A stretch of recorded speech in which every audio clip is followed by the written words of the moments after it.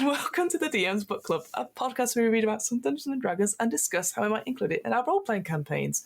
With me, back again after our fake half an hour where we went away and read this, and it's definitely not been a whole day, it's my co-host Hamilton. Hello, Hamilton. How are you? I'm good, Fiona. How are you? I am very good. This is the second start to this episode because we have some technical difficulties, and then I had no words. So yes, it's one of those things where I have no words. I don't think people appreciate how difficult saying that intro is. I've got better at it, but then you're very good at improvising and twisting the words slightly, and I go, oh, that's very good. And then I go, oh no, now what? Now do I go back to how I say it? But now I look like a complete arsehole. No, don't be sorry. You're totally fine.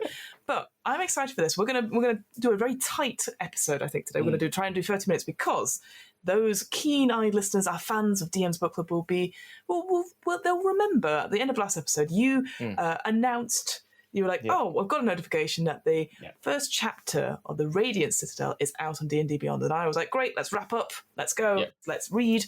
And then it's been a day and we're now back at it. So let's go right into it. What are your first impressions of what you've been able to read? Like, what do you make of this first chapter of the Radiant Citadel? My first impressions are super cool. Yes. Top point. Amazing maps, because I really like the style of maps. I've forgotten who the map artist is that is doing all the maps currently. They've gone right out of my mind, but I do like it. They've done all the ones since Witchlight that I know of. They might have done before, but I am a big fan, and this Aurora Diamond is cool, pretty much. I think it's got such a cool little backstory behind it, which is, when I say little, not at all, quite large, spanning backstory.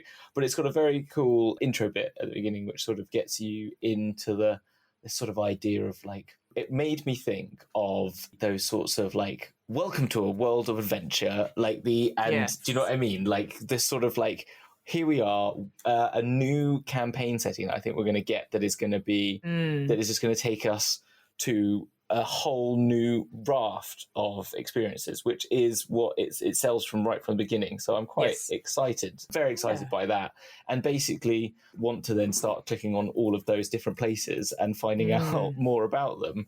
And then the things that I've picked up on the cool little factions that it has in there that I'm quite excited by. And also I love the pixely arty one as well. That art is cool. Yes, it's sort of a little further out, sort of like a mid-shot view of this beautiful, the Aurora jewel, the crystal, essentially, and the way that the Radiant Citadel is. Because I think this is the thing you don't get from that 2D down map. Yes, is that it's basically like a fossil of some sort, which is wrapped around this sort of shard, and it looks so cool. Yeah, the pixelized sort of image there, it makes sense, and I think.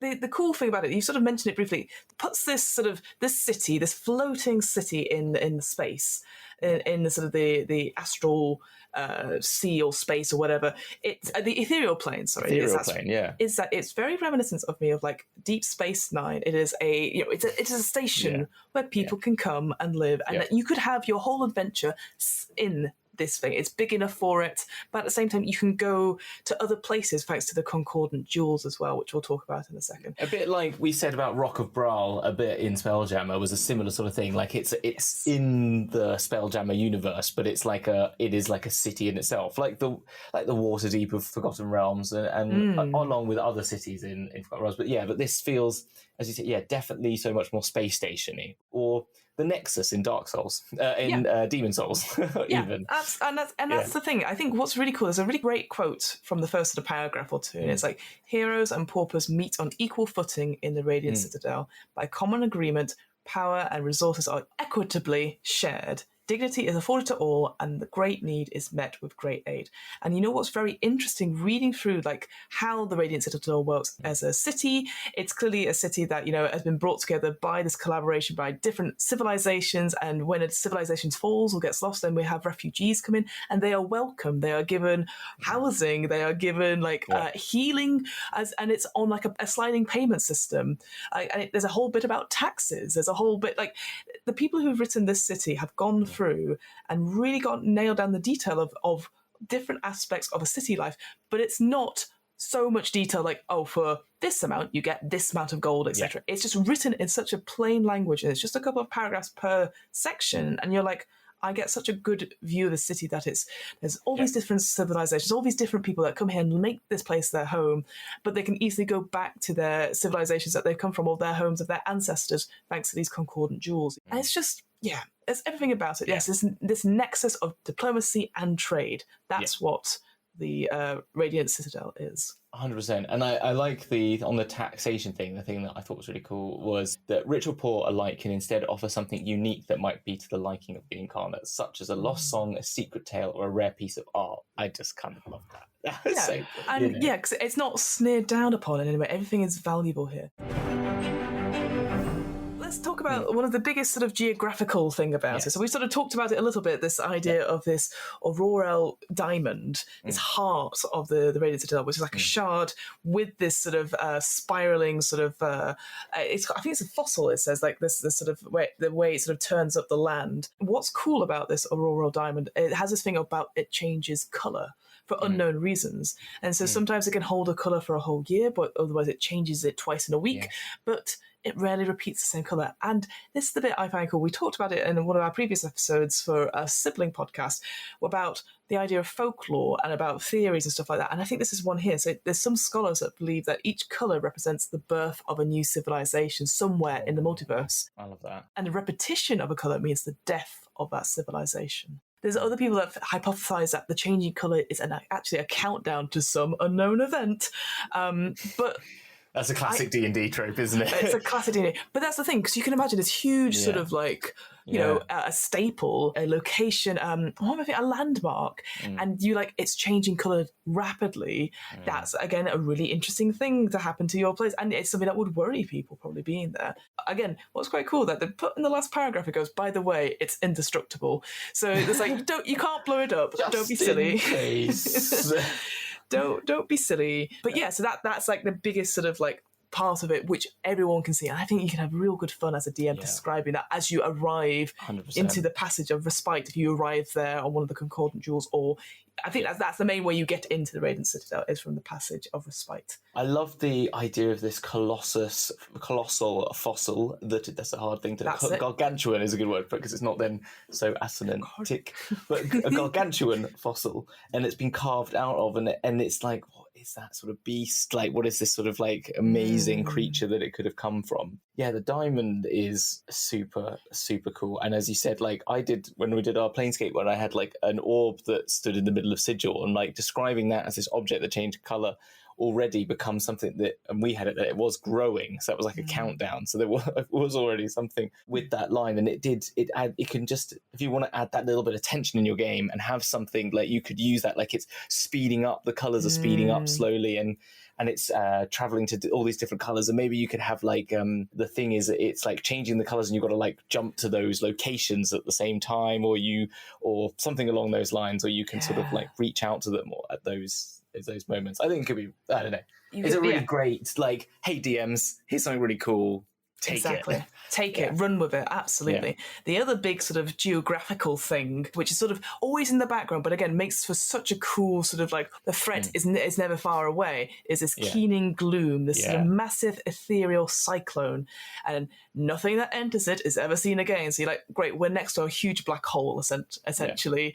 Wait, isn't that Deep Space Nine? Isn't that kind of, yeah. Well, any of these space things, you know, and it's just like this idea that, you know, when heroes came to the Citadel and reawoken this power, the cyclone, which was coming close to it, sort of was driven back, and now it's sort of in this sort of weird sort of balance of sort of tension, where sometimes in times of turmoil, this cyclone comes closer and closer, and we don't know why and about what the connection it is to the Radiant Citadel, which again could be a really cool world-ending moment. Like suddenly the cyclone is going to envelop the Radiant Citadel, so you have to do a huge, massive evacuation. You maybe have to do a huge, big rescue plan. Like, really interesting that just to have that close by. Or like you have to jump into the cyclone, and you'll try and save it by actually being the ones that come back out again, or something like that. You know, it's seen again. Like you go in there and find all the things that have been caught inside it, and it's like a really massive like dungeon level crawl. Like that could be the whole campaign, even. You know, like I don't know,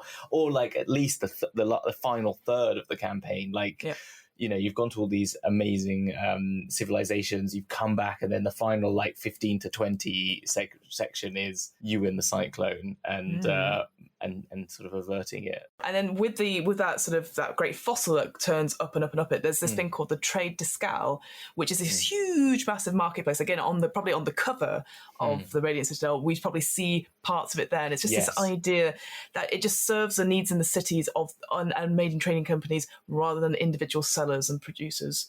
And it's enforced by this high taxes and fees. And so there's large quantities of goods, like entire herds of animals or tons of metal ore that can be transported via these Concordant Jewels to there quickly and safely. So it's sort of like trade, but it's like high level trade, as in like trade for large quantities of things. Like, exactly.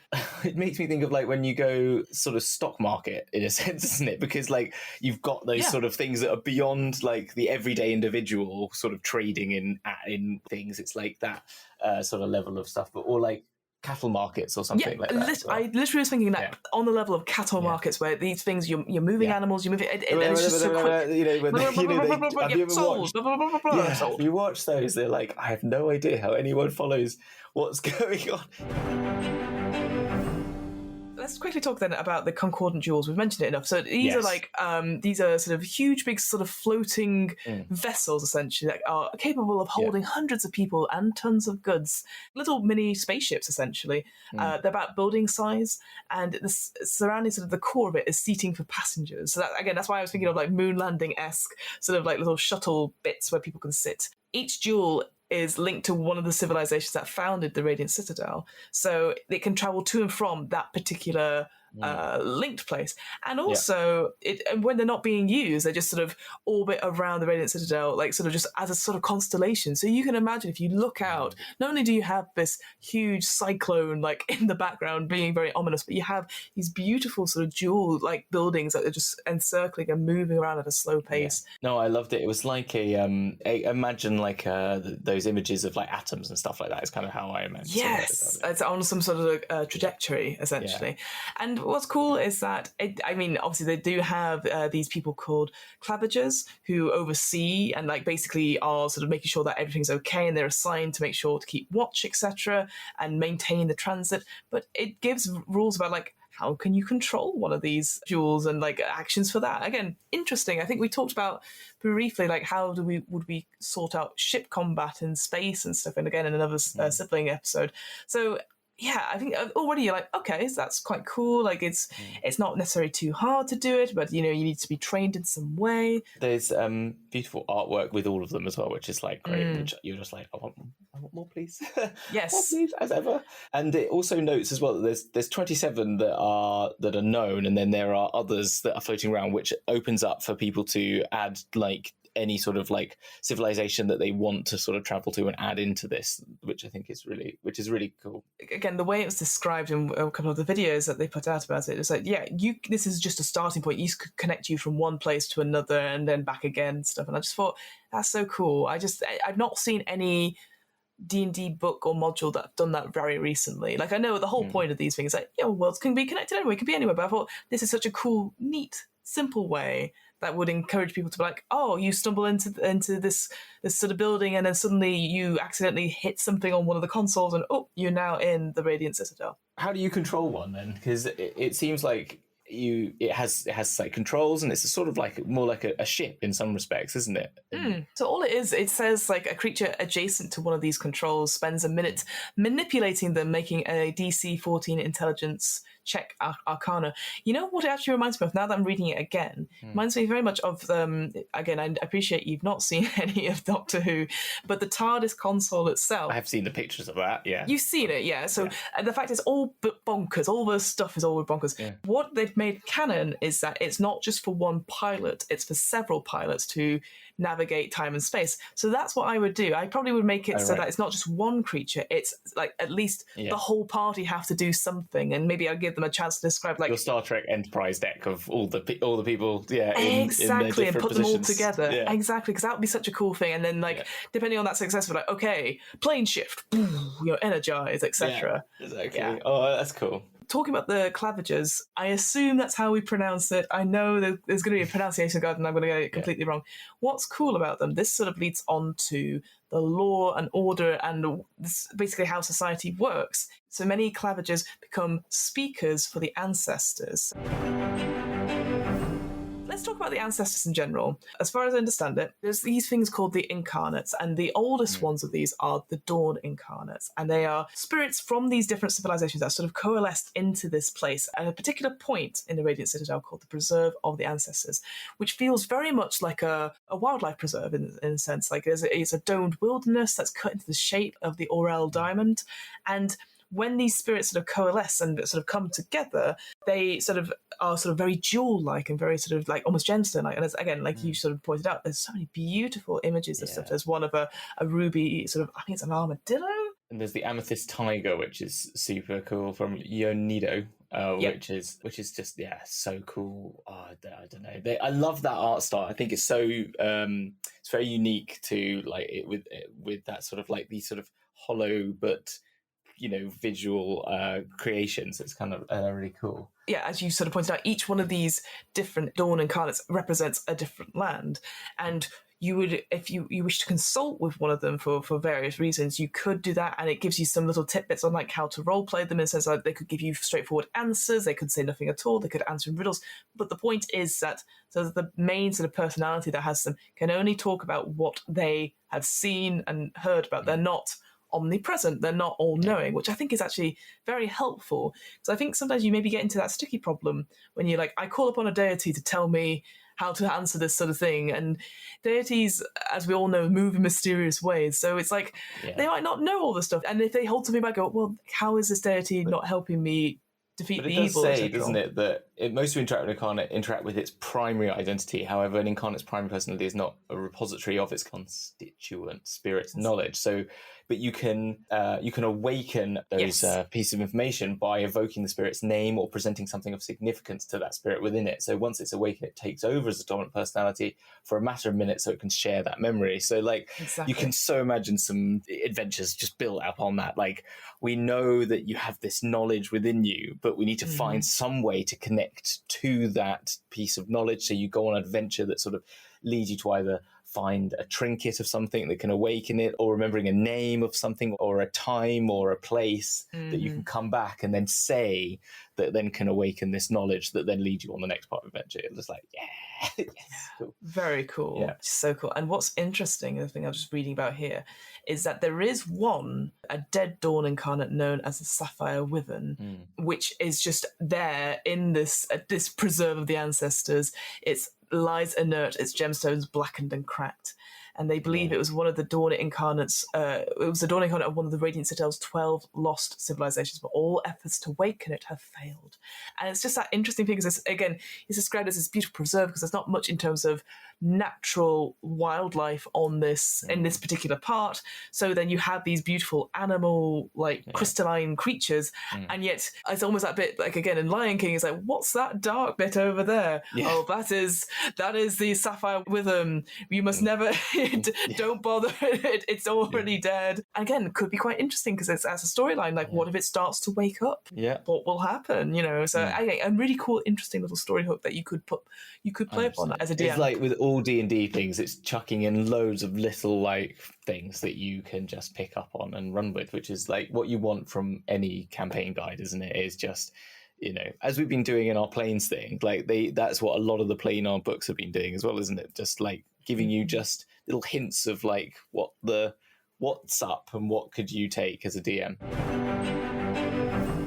Let's talk about then the speakers for the ancestors then. So the speakers for the ancestors are the ruling body of the Radiant Citadel, and they're chosen as sort of an election amongst the sort of people they represent. And what's very cool is that if you come as an immigrant to the Radiant Citadel, you can align yourself to one of the civilizations to vote for that speaker, which I think, again, that's quite cool. So he, again, encourages players to get involved with the politics of the Radiant Citadel, and I just thought that's really interesting because it talks about what do you do with that. So in terms of that, once a candidate has been elected, they must face the 15 founding Dawn incarnates and pass their tests. Some maybe question a candidate, whilst others may send the candidate on a quest. So instantly, it feels like, okay, maybe one of your players has decided they want to be a representative. Well, these Dawn Incarnates want to test your abilities, and then you may take your little entourage with you. So very similar in a way. We've talked about recently Ravnica and having a guild together. Maybe you do something here with the politics of it and sort of encouraging people to it's not necessarily about adventuring, it's more about dealing with the home sort of politics of it, which I thought was just really interesting. It's also interesting how they gain these powers when they ascend to that sort of level, and then they disappear if they leave and they no longer hold office. But there's that interesting thing about the bound to the Citadel, which it kind of relates back to its original founding, I believe, which is that there was, the ancestors started from these original heroes who re-found this Radiant Citadel, rediscovered it, and brought it back to sort of life, for want of a better term. So if someone, as it says, steps down before the end of their term or dies while in office, all basic necessities in Radiant Citadel gradually cease to function unless a suitable replacement is elected and approved within 30 days. Plants stop growing, wells run dry, and a speaker cannot leave the Radiant Citadel for more than 30 days for the same thing.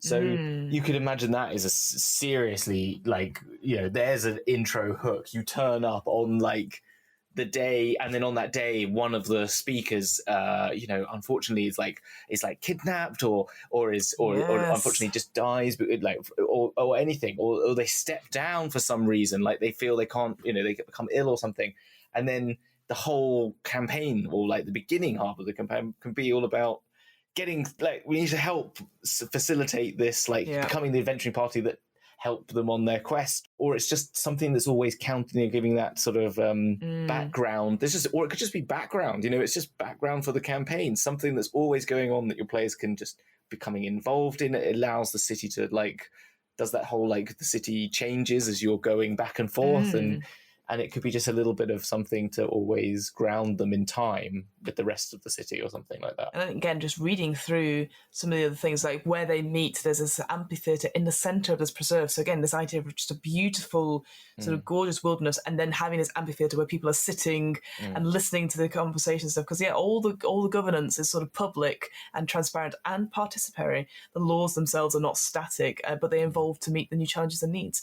And it makes it very clear that yes, this city it's a highly diverse city with various customs, different beliefs, and all that sort of thing.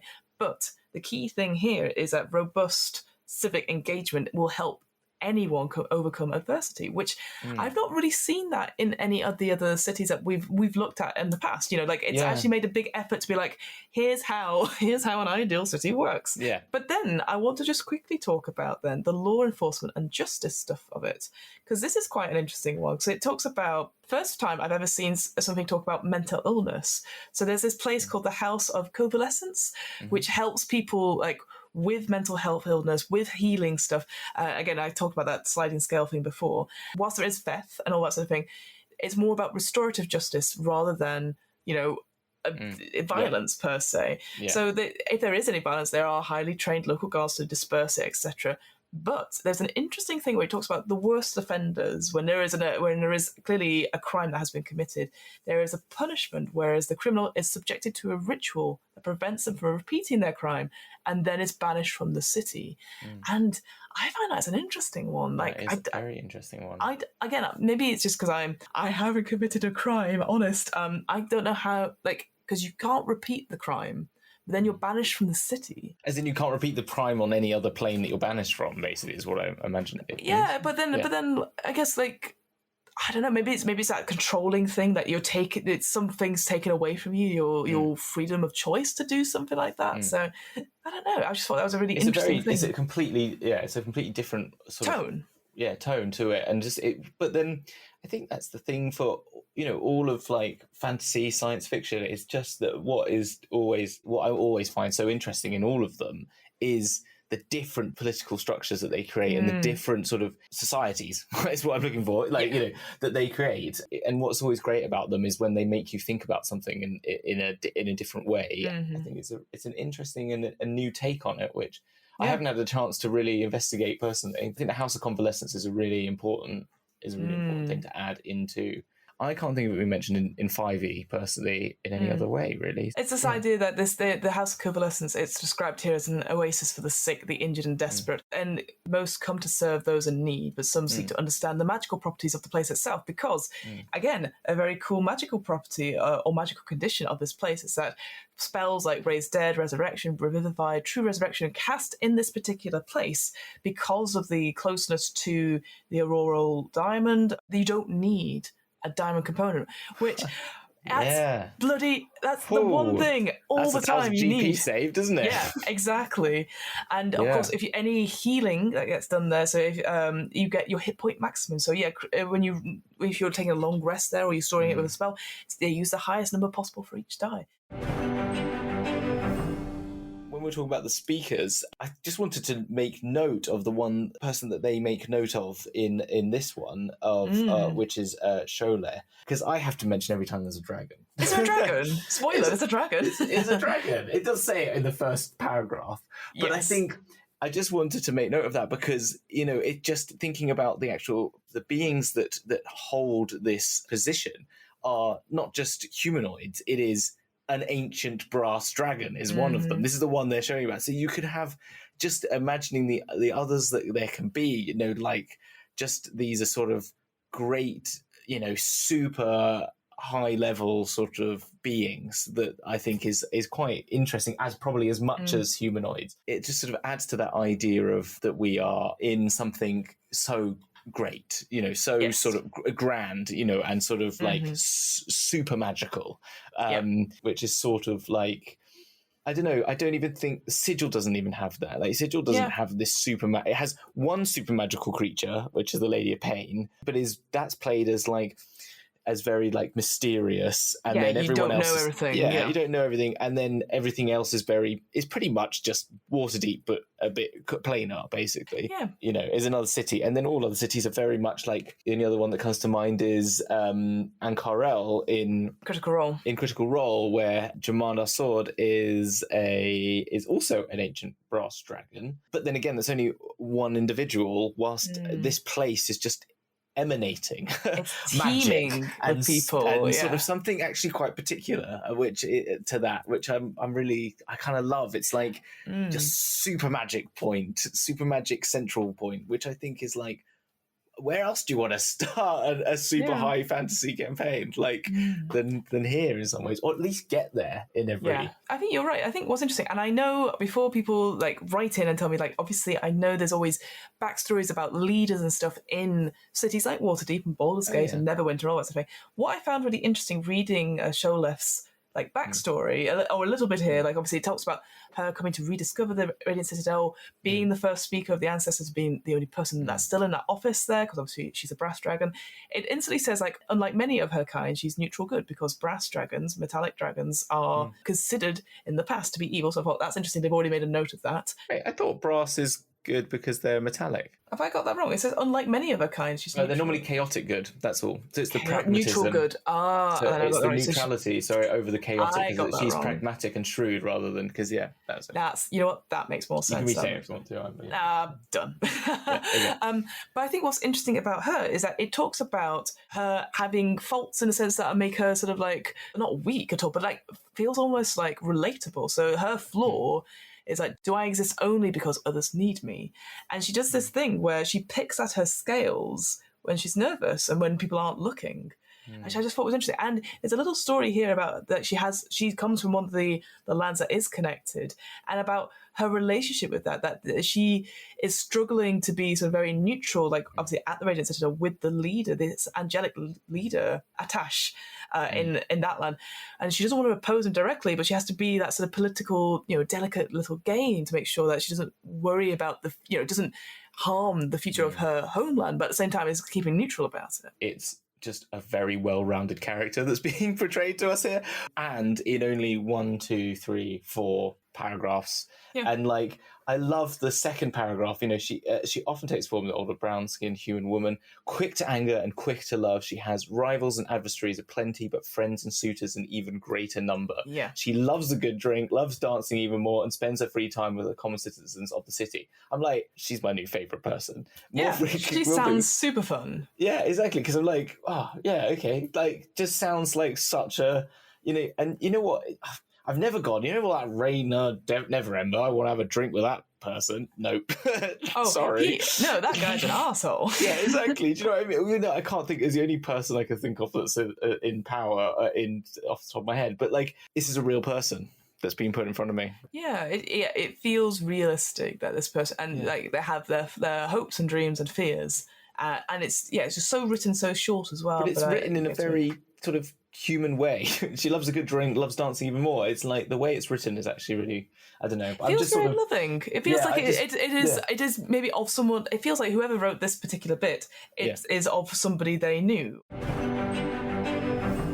The one final thing I wanted to sort of talk about, because there's a lot in this chapter. There's talk about the lore, of the defenses, etc. I wanted to talk about the Shieldbearers. Okay. I think they're so cool.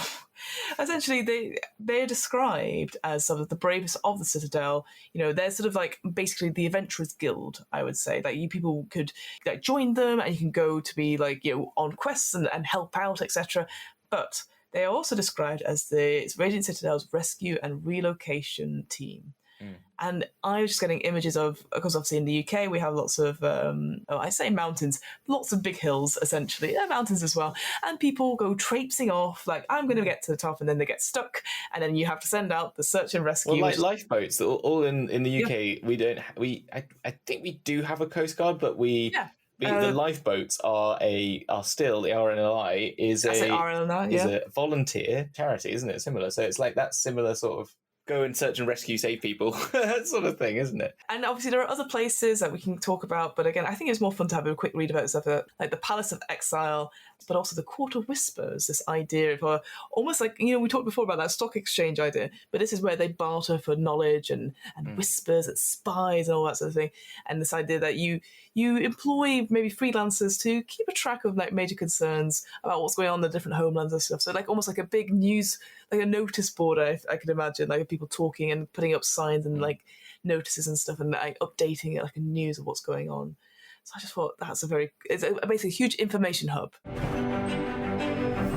Thank you so much, Hamilton, for, I always say this, a brief whistle-stop tour through stuff like that, but again, seeing that preview, having a read of it and going, this is exciting. Oh, yeah, no, definitely. Yeah, it's all very exciting for what's coming up. It's always good. There's so much stuff. I'm sorry, I got lost looking at the amount of stuff that's coming out. Sorry. Hey, I have no problem with that. Yeah, I highly recommend it. I think it's one of the most exciting and interesting, like it made me excited to read about cities again and not be like, oh, cities are just a shopping point. I think there's so much to it. Because we really enjoyed Minx and Boo.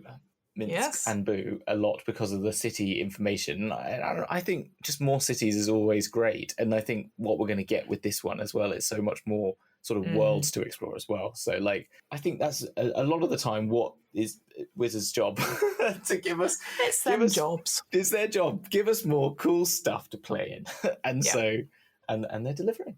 Well, Hamilton, where can we find you when you're not talking about different worlds and you're not parading around the Radiant Citadel? What are you planning? What am I doing? What are you up to? What am I up to? What projects are you on? What are you working on? So where can we find you? You can find me on Twitter at @TheDragonDM, all one words. You can also soon see me doing Morky Borgs in our Theatre Macabre short run series, and then once that finishes, hopefully then you'll see me playing pirates in Pirate Borg.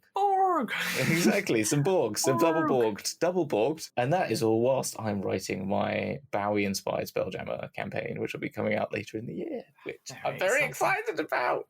Yes. What about, where about, how about, who about, when about? are you? Me. That's it. Like, who am I? My name is Fiona. What am I? I'm a podcaster.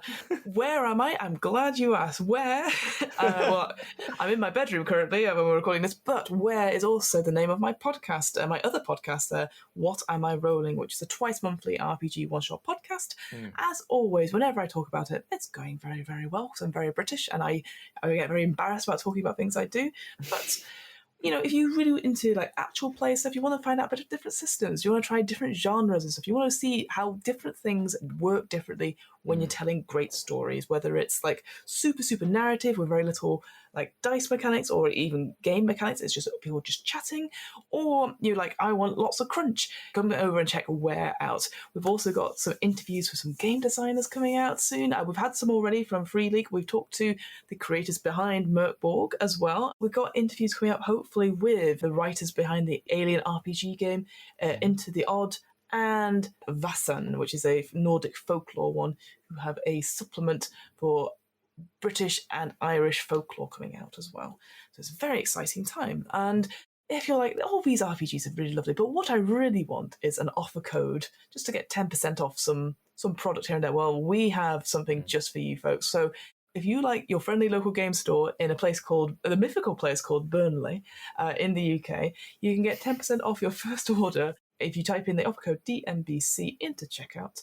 And yeah, you can order anything you want. Radiant Citadel, it's probably pre-ordered now. I think that's coming up. It is. You can pre-order it. You can pre-order it.